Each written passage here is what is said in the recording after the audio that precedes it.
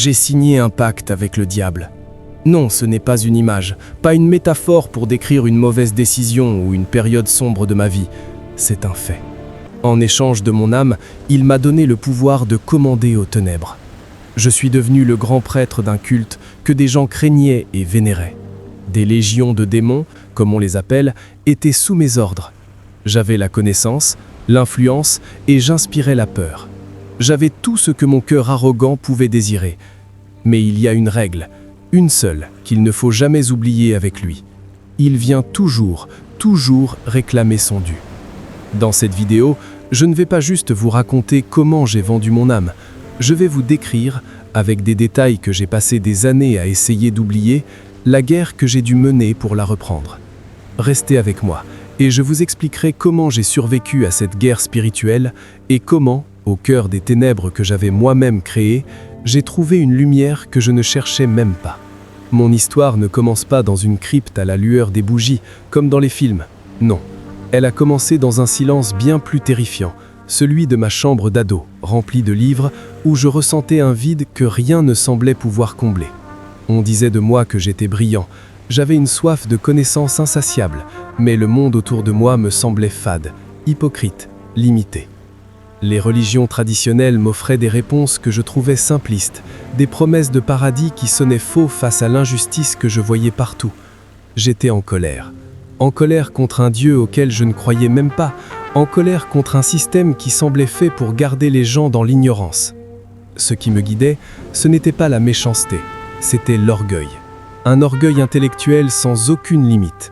Je voulais comprendre les mécanismes cachés de l'univers, percer des secrets que les autres n'étaient pas dignes de connaître. Ma quête a commencé dans les rayons poussiéreux des bibliothèques et s'est poursuivie dans les recoins les plus sombres d'Internet. C'est là que j'ai trouvé les bases de ce qui allait devenir ma nouvelle religion. Des grimoires anciens, des forums de discussion où des gens parlaient un langage qui faisait écho à ma propre frustration. Ils ne parlaient pas de foi, mais de pouvoir concret. Pas de soumission, mais de maîtrise. Pour moi, des textes comme les clavicules de Salomon, ce n'était pas de la fiction, c'était des manuels d'instruction, les plans d'une réalité où la volonté humaine pouvait plier l'univers. J'ai tout dévoré. J'ai appris les hiérarchies des démons, les sceaux, les incantations. Au début, j'ai commencé par de petits rituels, avec le scepticisme d'un scientifique. Mais des choses ont commencé à arriver. De petites choses. Une coïncidence un peu trop parfaite, un objet qui tombe pile au moment où ma colère explose, une intuition fulgurante qui me donne l'avantage sur quelqu'un. Pour un esprit cartésien, tout ça avait une explication logique, mais pour moi, c'était la preuve. La preuve qu'il y avait quelque chose de l'autre côté, et que ce quelque chose répondait à mes appels. J'ai fini par trouver d'autres personnes comme moi. Pas des fous en robe noire, non, mais des intellectuels, des artistes, des gens qui, comme moi, se sentaient étroits dans la réalité. Ensemble, on a formé un cercle, qui est devenu un culte. Et grâce à ma connaissance des textes et ma capacité à obtenir des résultats, je suis vite devenu leur chef, leur grand prêtre. Ma vie a basculé. Le vide en moi a été comblé non pas par la paix, mais par le pouvoir. J'inspirais le respect et la peur. On venait me voir pour des conseils, pour des faveurs, pour que j'intervienne auprès des forces que nous servions. Et ça marchait. Un rival professionnel était mis sur la touche, un procès était gagné contre toute attente, une maladie semblait reculer. Je n'étais plus l'ado invisible et en colère, j'étais le roi de mon propre royaume d'ombre. Je menais des cérémonies où l'énergie était palpable, une sorte d'électricité sombre qui crépitait dans l'air. Je sentais les présences que j'invoquais, je pouvais presque les voir, comme des distorsions dans la nuit. J'avais enfin un but, ne plus jamais être impuissant. Mais ce pouvoir, j'allais l'apprendre à mes dépens, et les intérêts étaient bien plus élevés que tout ce que j'aurais pu imaginer. Être le grand prêtre d'un culte qui grandissait aurait dû me suffire. J'avais l'admiration des autres, l'influence et un accès à une puissance que la plupart des gens ne peuvent même pas rêver. Mais l'orgueil, c'est comme un cancer de l'âme. Ça n'est jamais satisfait, ça en veut toujours plus. Je voyais les limites de mon pouvoir. Je n'étais qu'un intermédiaire, un canal. Je voulais une ligne directe avec la source. Je ne voulais plus être l'employé, je voulais devenir le partenaire. Je voulais que l'entité qui régnait sur ces ténèbres me reconnaisse comme son égal. C'était l'étape suivante, le sommet de mon ambition. Je voulais sceller un pacte. La préparation du rituel a pris des mois. Ce n'était pas de l'improvisation, mais une opération d'une précision chirurgicale.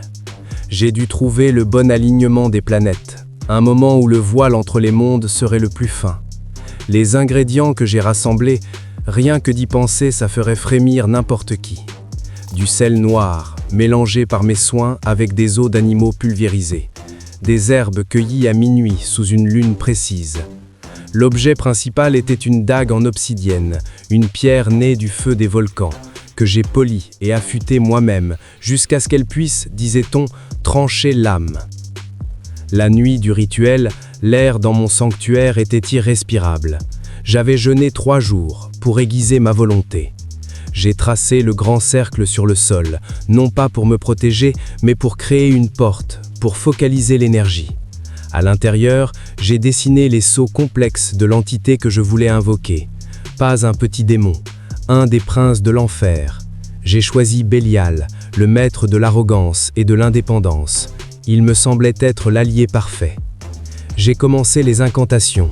Les mots que je prononçais n'avaient rien à voir avec le latin de pacotille des films d'horreur. C'était une langue gutturale qui m'écorchait la gorge. À chaque mot, la température de la pièce chutait. Les bougies vacillaient comme si l'oxygène était aspiré hors de la pièce. Et là, il est venu. Oubliez les nuages de soufre et les monstres à cornes. C'était bien plus subtil et 1000 fois plus terrifiant. Une obscurité au centre du cercle s'est épaissie. Une absence de lumière si totale qu'elle semblait avoir un poids. Et une voix a résonné, pas dans mes oreilles, mais directement au centre de mon esprit. Une voix calme, ancienne et pleine d'un mépris amusé. Elle ne m'a pas demandé mon nom, elle le connaissait déjà. Elle connaissait mes désirs avant même que je les exprime. Le marché était simple. Il me donnerait un accès direct à son pouvoir. Influence, richesse, savoir et une vie plus longue que la normale. En échange, une seule chose, mon âme. Pour moi, à cette époque, ce n'était qu'un concept philosophique, un mot vide de sens. J'ai presque ri. Je me suis dit, quel marché de dupes, pour lui. Un parchemin vierge que j'avais préparé a flotté devant moi. La voix m'a ordonné de signer. J'ai pris la dague d'obsidienne, froide comme sans vie. Sans hésiter, je me suis ouvert la paume de la main. J'ai trempé mon index dans mon propre liquide rouge et j'ai apposé ma signature sur le parchemin. À l'instant où mon doigt a quitté le papier, une vague d'énergie glaciale m'a traversé, si forte que j'ai cru que mon cœur allait lâcher. Le parchemin a pris feu dans une flamme noire, sans chaleur ni fumée. Et la voix dans ma tête a dit un seul mot. Accepter. La période qui a suivi a été une gloire de courte durée. Les bénéfices du pacte ont été immédiats. Mes prédictions devenaient infaillibles. Je pouvais regarder quelqu'un et connaître ses peurs les plus secrètes. L'argent arrivait de partout. Des investissements qui explosaient. Des dons anonymes. Je pouvais murmurer une suggestion à l'oreille d'un homme d'affaires et le voir changer d'avis sur un contrat à plusieurs millions. Faire léviter des objets était devenu un jeu d'enfant. J'étais un dieu dans mon petit monde. J'étais invincible. J'avais gagné. Du moins, c'est ce que je croyais. Pendant presque 2 ans, j'ai savouré ma victoire. Mon pouvoir était total. J'étais ivre de ce contrôle absolu. Mais l'ivresse ne dure jamais. Le point de rupture n'est pas arrivé comme un orage. Ça a été bien plus discret. Juste un ordre, murmuré dans mon esprit une nuit où je méditais. La voix de Bélial, qui était devenue une compagnie de tous les instants, m'a donné une directive. Pas une suggestion, un ordre. Il y avait une jeune femme dans le culte, une adepte dévouée, presque innocente. La voix m'a ordonné de la briser, pas physiquement, mais spirituellement, de détruire sa foi, de la manipuler pour qu'elle commette un acte qui la salirait pour toujours. Le but n'était pas stratégique, le but c'était la cruauté pure. la destruction pour le plaisir de la destruction. Jusque-là, j'avais toujours tout justifié. J'aidais les gens, je punissais ceux qui le méritaient, tout ça enveloppé dans une belle rhétorique sur le pouvoir et la libération. Mais ça, c'était différent. Il n'y avait aucune excuse, aucune justification. C'était le mal à l'état pur. Et pour la première fois, j'ai hésité. Ce minuscule moment de refus silencieux a été la première pierre que j'ai jetée contre le mur de ma prison. La réponse a été immédiate. La voix n'a pas insisté, elle s'est tue. Et le silence qui a suivi était 1000 fois plus pesant que tous ces mots. C'est là que les conséquences ont commencé. D'abord, mon sommeil est devenu un champ de bataille. Mes nuits étaient pleines de cauchemars d'une lucidité terrifiante, où je me voyais commettre des actes horribles en ressentant une joie glaciale. Puis, les chuchotements ont commencé. Des insultes, mon nom murmuré depuis un coin sombre de la pièce. Je voyais des ombres bouger du coin de l'œil. Mon propre reflet dans le miroir me jouait des tours, souriant quand je ne souriais pas. La peur, cette émotion que j'avais apprise à mépriser, est devenue ma compagne de tous les instants. Une peur froide, poisseuse, qui ne me quittait plus. Le pouvoir que je commandais s'est retourné contre moi. La réclamation a vraiment commencé. Le contrat était rompu par mon refus et le créancier venait collecter sa dette avec une violence inouïe. Les objets ne l'évitaient plus, ils volaient à travers la pièce en me visant. Les portes se verrouillaient, me piégeant chez moi. La température chutait si bas que je voyais mon souffle, en plein été. Les attaques sont devenues physiques. Plusieurs matins, je me suis réveillé avec des égratignures sur le torse, 3 lignes parallèles, comme une griffure. Une nuit, une force invisible m'a tiré de mon lit et projeté contre le mur. Le pire, c'était la sensation d'étouffement. Je me réveillais en pleine nuit, incapable de respirer, avec un poids sur la poitrine et des mains glaciales serrées autour de mon cou. Je me débattais dans le vide et juste avant que je perde connaissance, la pression se relâchait. Le matin, les marques étaient sur ma gorge. Mes fidèles ont vu le changement. Le grand prêtre tout-puissant avait été remplacé par un homme hagard, paranoïaque. Mon pouvoir avait disparu. J'étais devenu un paria dans mon propre royaume, isolé, terrifié et complètement seul avec l'entité qui me détruisait à petit feu. La lune de miel était terminée, la guerre avait commencé.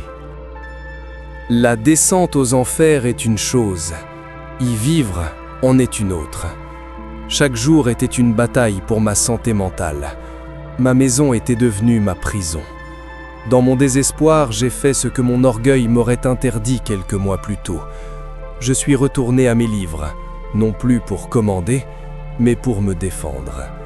J'ai essayé de mener une contre-offensive avec les armes mêmes qui m'avaient mis dans cette situation. J'ai passé des nuits à tracer des cercles de protection avec du sel. Peine perdue. Je me souviens d'une nuit, assis au centre d'un cercle que je croyais impénétrable. À minuit pile, une brise glaciale a soufflé et le sel s'est dispersé comme de la poussière. Un rire glacial a résonné dans mon esprit. Il se jouait de moi. Après tout, c'est lui qui m'avait enseigné ces tours. J'ai essayé d'invoquer d'autres entités, des rivaux de Bélial, espérant créer une guerre de territoire. Le seul résultat a été un silence encore plus profond et des attaques encore plus fortes. J'étais sa propriété. Personne d'autre n'oserait interférer. La torture psychologique était la pire. Il ne se contentait pas de me faire peur, il utilisait mes propres souvenirs contre moi. Je revoyais le visage des gens que j'avais blessés ou manipulés, leurs yeux vides m'accusant en silence. Il me forçait à regarder la laideur de mes actes, non pas pour me pousser au repentir, mais pour me noyer dans la haine de moi-même. Le point de rupture est arrivé une nuit d'hiver. J'étais épuisé, physiquement et mentalement. Je ne dormais plus, je ne mangeais plus. Assis dans le noir, je tremblais sans pouvoir m'arrêter. J'avais perdu. La guerre était finie. L'idée de m'ôter la vie est revenue avec une force écrasante. Mettre fin à la torture, c'était la seule sortie. J'ai attrapé la dague d'obsidienne, la même que celle du pacte. Je l'ai levée, la pointe vers ma poitrine. C'était la fin. Et à cet instant, une pensée a traversé mon esprit. Une pensée qui n'était pas de moi. Oui, fais-le. C'est ce que je veux. Ton âme sera à moi pour l'éternité. Un frisson glacial m'a parcouru. Et c'est là que j'ai compris. La perte de sa vie, ce n'était pas une porte de sortie. C'était le saut final du contrat. C'était la capitulation. Il ne me torturait pas pour que je m'ôte la vie, mais pour que je m'ôte la vie moi-même. Je suis tombé à genoux. La dague a glissé de ma main et j'ai éclaté en sanglots. Des sanglots de désespoir total. J'étais piégé. Vivre était un enfer. Mourir était un enfer éternel. Il n'y avait aucune issue. C'est là, au fond du trou le plus sombre, quand tout espoir était perdu et que mon orgueil n'était plus que cendre, qu'une image est remontée du fond de ma mémoire.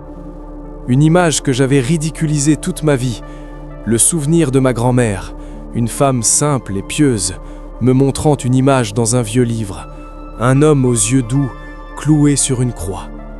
Elle me disait « N'oublie jamais, mon petit, il n'y a pas de ténèbres si profondes que sa lumière ne puisse atteindre. » Ce n'était pas une conversion intellectuelle, c'était l'instinct de survie, le cri d'un homme qui se noie. Toutes mes connaissances, tout mon pouvoir, toute ma fierté, tout ça ne valait plus rien. Il ne me restait que ce nom, l'antithèse absolue de tout ce que j'étais devenu. Alors, dans le noir complet, la gorge nouée, la voix brisée par les larmes, j'ai juste réussi à murmurer un nom, un seul. Jésus. Ce n'était même pas une prière, c'était un SOS lancé dans l'univers sans savoir si quelqu'un l'entendrait. À l'instant où ce nom a quitté mes lèvres, quelque chose a basculé. Pas une explosion de lumière, c'était plus subtil mais radical. L'oppression écrasante dans la pièce s'est allégée, juste un peu. Le froid glacial a reculé et les chuchotements dans ma tête se sont tus. Pour la première fois depuis des mois, le silence. Un vrai silence. Ce n'était pas la fin de la guerre, mais c'était l'aube après une nuit sans fin. J'avais une arme que je ne comprenais pas, mais dont je sentais l'efficacité. J'ai répété le nom, plus fort, Jésus. Et de nouveau, la sensation de paix, infime mais réelle, a grandi. Une brèche était ouverte. Le chemin vers la liberté a été long. Encouragé par cette lueur d'espoir, j'ai fait la chose la plus difficile de ma vie. J'ai demandé de l'aide au monde que j'avais tant méprisé. J'ai trouvé l'adresse d'une église. Y aller a été une épreuve. Chaque pas était une lutte. Une force semblait me repousser. Des pensées de honte, de ridicule m'assaillaient. La voix était revenue, sifflante, me traitant de traître. Devant l'église, j'ai rencontré un pasteur, un homme âgé, au regard bon. Je m'attendais à être jugé. Au lieu de ça, il m'a écouté. J'ai tout déballé. Le culte, le pacte, la torture. Il a écouté pendant des heures.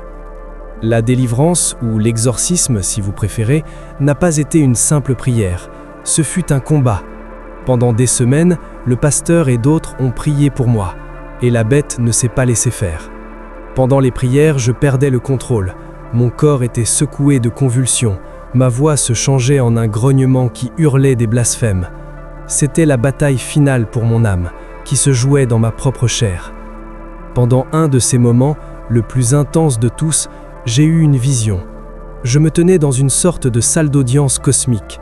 Devant moi, Bélial tenait le parchemin que j'avais signé, mon nom écrit en liquide rouge séché. Il le présentait à une figure de lumière, un juge. C'était la preuve, le titre de propriété. J'appartenais aux ténèbres. La loi était la loi. C'était fini.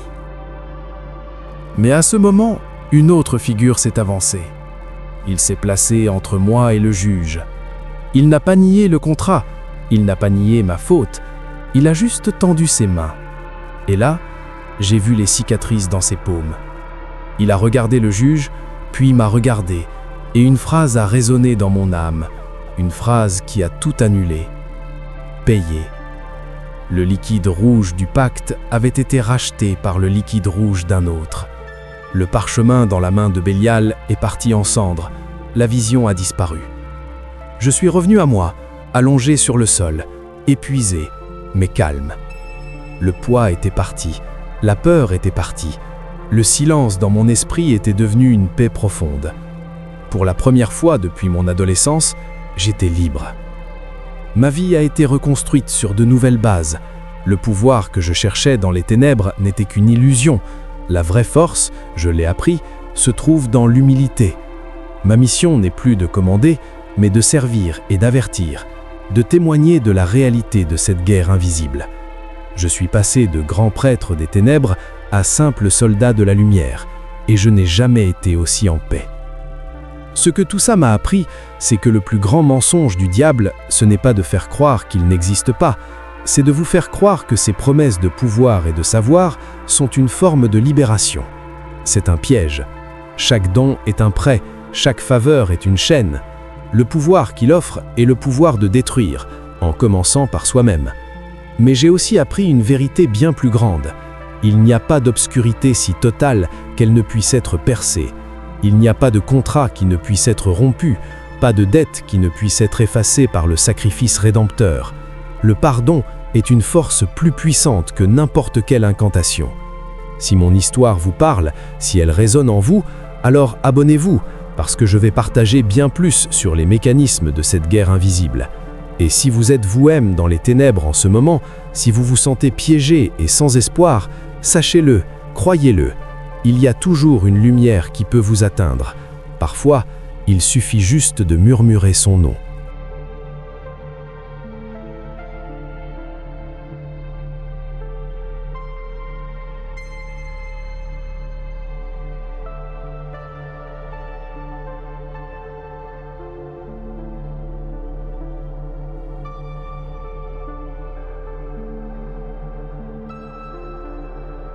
Abonne-toi pour avoir la suite.